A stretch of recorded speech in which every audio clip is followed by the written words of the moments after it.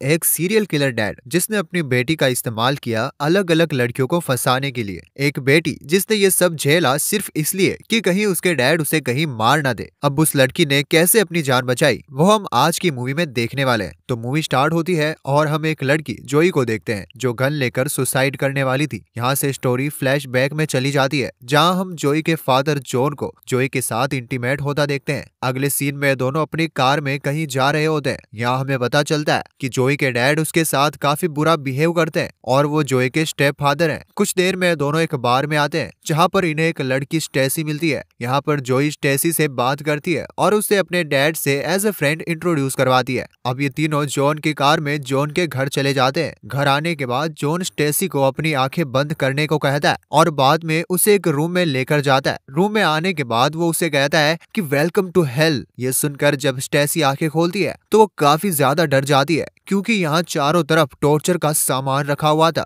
ये देखकर जब स्टेसी यहाँ से भागने लगती है तो जॉन उसे पकड़ लेता है। स्टेसी बहुत चिल्लाती है। ये सब बाहर खड़ी जोई भी सुन रही थी। इसके बाद जोई स्टेसी के पास आती है जहाँ पर स्टेसी बंधी हुई थी। जोई से स्टेसी का दर्द नहीं देखा जाता। वो स्टेसी से कहती है कि मैं तुम्हारी मदद नहीं कर सकती। तुम्हारे पास दो रास्ते हैं, या तो तुम इसी तरह दर्द को सहती रहो या फिर तुम अपने आप को मार लो। नेक्स्ट सीन में हम जॉन को देखते हैं। जॉन जब स्टेसी के पास आता है तो स्टेसी ने सुसाइड कर लिया था। अब जॉन जोई को एक कटर देता है और उसे स्टेसी के पैर कटवा देता है। अगले दिन हम एक पुलिस वाले स्कॉट को देखते हैं जो स्टेसी के लिए पूछताछ कर रहा था। तभी कुछ बच्चे उसकी कार की हवा निकाल कर भाग जाते हैं। स्कॉट को वहां पर एक गैराज मिलता है। वहां जाने के बाद स्कॉट को जोई मिलती है जो टीवी देख रही थी। तभी वहां जॉन आ जाता है क्योंकि ये गैराज जॉन का ही था। अगले सीन में दोनों स्कॉट की कार को एक ट्रक में लेकर चले जाते हैं। बाद में जॉन अपने घर के चारों तरफ एक ट्रैप लगाता है। वो जोई से कहता है कि संभल कर रहना और जल्दी तैयार हो जाओ, हम बार में चलने वाले हैं। कुछ देर में दोनों फिर से एक बार में पहुंच जाते हैं। यहाँ पर फिर से जॉन एक लड़की एनी से बात करने लग जाता है। कुछ देर में तीनों कार में बैठकर घर की तरफ निकल जाते हैं। घर पहुंचने के बाद फिर से जॉन जेनी को अपनी आंखें बंद करने को कहता है और उसे रूम में लेकर जाता है। जेनी जब आंखें खोलती है तो वो बहुत ज्यादा डर जाती है और चिल्लाने लगती है। जॉन जेनी को टॉर्चर करने के लिए उसे एक लोहे के बेड पर बांधकर लोहे के बेड में करंट लगाने लगता है। साथ ही जॉन हर लड़की की फोटो भी लेता था ताकि वो उन्हें दीवार पर लटका सके। यहाँ हम देख पाते हैं कि जॉन ने पहले भी बहुत सारी लड़कियों की जान ले ली है। अब टॉर्चर के वक्त जेनी बहुत ज्यादा चिल्लाने लगती है। ये सब बाहर खड़ी जोई भी देख रही थी। अगले दिन फिर से जॉन जेनी के पास जाता है और उसके हाथ खोलकर उसके गले में एक लोहे का पट्टा लगा देता है। जेनी कहती है कि तुम मुझे मार क्यों नहीं देते, पर जॉन कहता है कि अभी तुम्हें और भी दर्द सहना है। ये कहकर वो वहाँ से चला जाता है। कुछ देर में हम फिर से जॉन को जेनी के साथ देखते हैं। जॉन फिर से उसे करंट लगा रहा होता है। बाहर से जोई फिर से ये सब देख रही होती है। ये सब देखने के बाद जोई को बहुत ज्यादा गुस्सा आता है और वो अपने कमरे में जाकर अपनी गन निकाल लेती है। जोई बाहर बैठकर ये सोचने लगती है कि या तो आज मैं अपने आप को मार लूंगी या फिर मैं अपने डैड को मार दूंगी। अब हिम्मत करके जोई जॉन के पास जाती है और उस पर गन पॉइंट कर देती है, पर जॉन उससे कहता है कि तुम मुझे नहीं मार सकती। बहुत कोशिश के बाद भी जोई जॉन पर गोली नहीं चला पाती और जेनी की तरफ गन पॉइंट कर देती है। ये देखकर जॉन वहाँ से चला जाता है। जेनी कहती है कि मुझे छोड़ दो, पर जोई कहती है कि तुम्हारे पास दो रास्ते हैं, या तो इस दर्द को सहती रहो या फिर सुसाइड करके हमेशा के लिए इस दर्द को खत्म करो। ये सुनने के बाद जेनी खुद ही अपने आप को गोली मार लेती है। फिर हम जॉन को देखते हैं जो जोई की गन को तालाब में फेंक देता है क्योंकि उसे लग रहा था कि किसी दिन जोई उसे ही ना मार दे। घर आने के बाद जॉन जेनी की बॉडी के टुकड़े करने लगता है। जोई जब बाथरूम में थी तब उसे फिर से जेनी नजर आती है और वो बाहर आ जाती है। जोई जॉन से कहती है कि मुझे भूख लगी है और मुझे सुपरमार्केट जाना है, इसलिए जॉन जोई को सुपरमार्केट लेकर जाता है।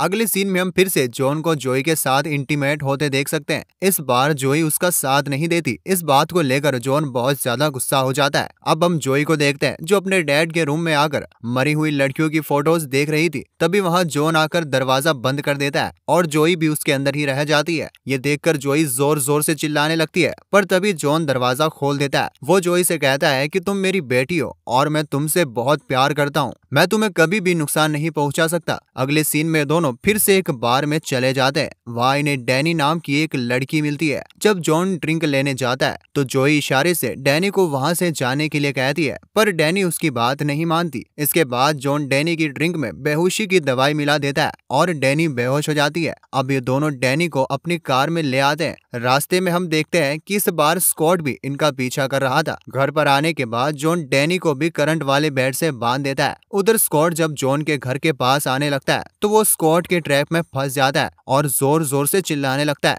इधर जॉन डैनी को करंट लगा रहा था। तब डैनी उससे पूछती है कि तुम ऐसा क्यों कर रहे हो। जॉन उसे कहता है कि मैं इस दुनिया का कचरा साफ कर रहा हूँ। तुम जैसी लड़कियां बस किसी के भी साथ चली जाती हो, इंटीमेट होती हो और बच्चे पैदा करती हो और एक दिन मर जाती हो। हर बार बस यही सिलसिला चलता रहता है, पर मैं ऐसा नहीं करता। मैं ऐसी लड़कियों को अपना शिकार बनाता हूँ और उन्हें इस दुनिया से मिटा देता हूँ। इधर स्कॉट जॉन के लगाए गए ट्रैप में फंस गया था। तभी स्कॉट के पास जोई पहुंच जाती है और उसे ट्रैप से निकालने की कोशिश करती है। रूम में डैनी अपनी इयरिंग निकालकर अपने आप को छुड़ा लेती है। तभी स्कॉट के पास जॉन आके उसे कहता है कि कुछ लोगों की बुरी आदतें कभी नहीं जाती। यहाँ जॉन स्कॉट को मारकर उसे बेहोश कर देता है। बेहोश करने के बाद जब वो उसे रूम में लेकर जाता है तो वो देखता है कि वहाँ पर डैनी नहीं है। ये देखकर वो बहुत ज्यादा गुस्सा हो जाता है और जोई से कहता है कि ये सब तुम्हारी वजह से हुआ है। ये कहकर वो उसे जोर से एक स्लैप करता है और एक गन लेकर डैनी को ढूंढने निकल पड़ता है। घर में स्कॉट जोई को उसकी जान बचाने के लिए उसे थैंक यू कहता है। डैनी जंगल में छुपी हुई थी। जब जॉन उसके पास आता है तो वो एक चाकू उसके पैर पर मारकर वापस घर में भाग जाती है। घर में आने के बाद जॉन जोई को बुलाने लगता है। तभी डैनी वहाँ पर एक चैन कटर लेकर जॉन पर हमला कर देती है, पर जॉन बच जाता है। अचानक वहाँ जोई भी आ जाती है और डैनी पर गन पॉइंट करती है।